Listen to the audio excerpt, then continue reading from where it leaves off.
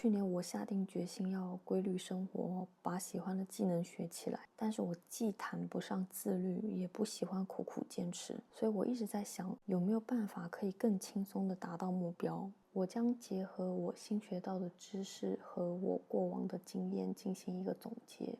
通常我们会因为一个提示触发一个思维或行为，而它又会因为受到奖励而得到强化。这就是习惯回路。好在这一点是所有人类都一样的，但是每个人会偏好不同的方式。如果你是第一次开始的话，我在介绍完所有的内容之后，会放一个参考的提示词。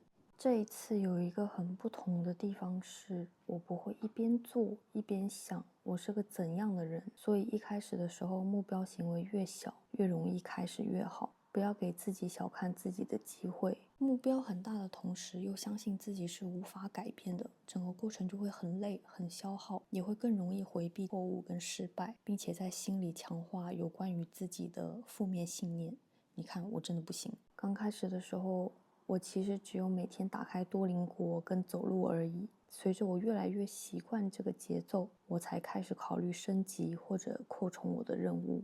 或者说这个任务它越具体越好，比如说剪辑，我不会说我要学会剪辑，我会直接把我对什么样的效果感兴趣放在我的资料库里面单独进行学习。我不觉得一定要吃苦或者是把自己逼得很紧才能带来变化。直到现在我大部分的任务也是很小的，这样我就更有几率可以稳定的重复。越是不断的重复，就越会加强这一条回路。大脑会倾向于走已经被加强了的回路，因为这样对他来说会非常节能。既然已经有了目标行为，接下来我们要对触发它的提示进行设计。提示有很多种，我先分享一下我在用的。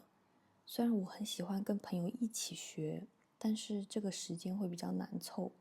场景跟物品是比较可控的一种提示，我们可以把它们跟目标行为联系起来，并且去除干扰。可以问自己3个问题：我的目标行为会用到什么？什么会干扰我？这个行为会在哪里发生？这样子去设计。我自己的书桌属于一屁股坐下来就可以开始学习的类型，想看的书也是常开的。再比如说一个摊开的瑜伽垫，餐桌上的保健品，手机的 APP 都可以成为一个提示。除此之外，还有一个方法对我来说帮助很大。其实手机环境对现在的人来说更重要，我希望它作为一个工具来帮我，而不是害我。所以呢，我就让它根据我安排好的时间去显示相应的画面。我什么都没按，它到了我设定好的时间就会自动切换。在桌面上只留下了相关的 APP 或者小组件，把单词的 APP 放在了最容易点到的地方。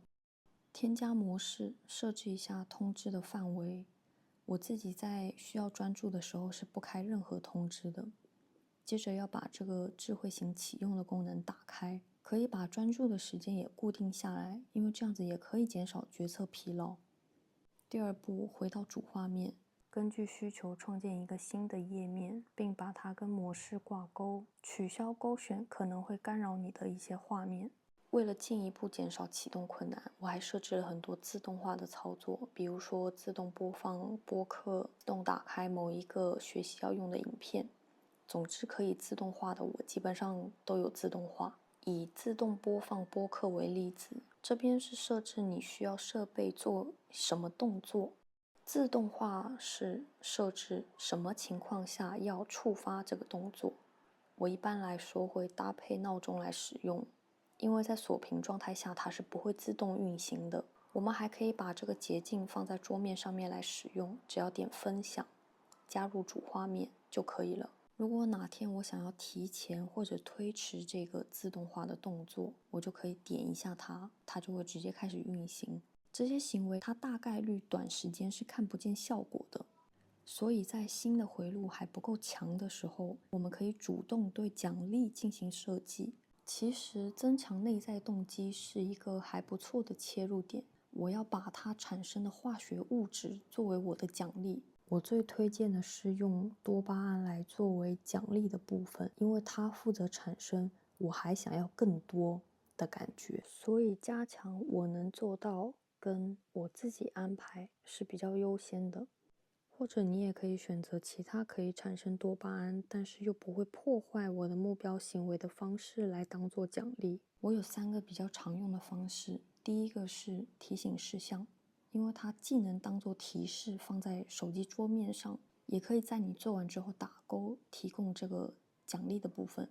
再加上它是我的资料库之一，所以有的时候它也会参与目标行为本身。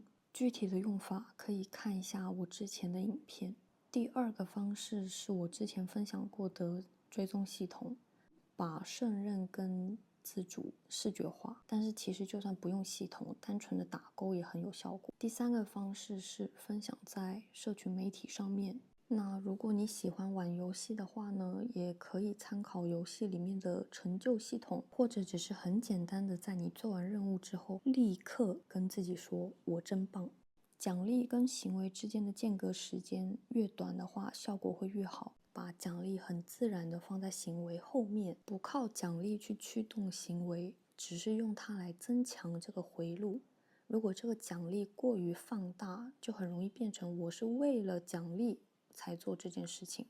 一开始可能确实需要对奖励专门进行设计，来帮助大脑建立新的回路。如果我们可以在这个过程中关注到自己的个人成长，逐渐形成成长型心态的话，付出本身就会带有奖励属性。好，这就是今天全部的分享，希望能为你在创造自己的路上提供一点点帮助。拜拜。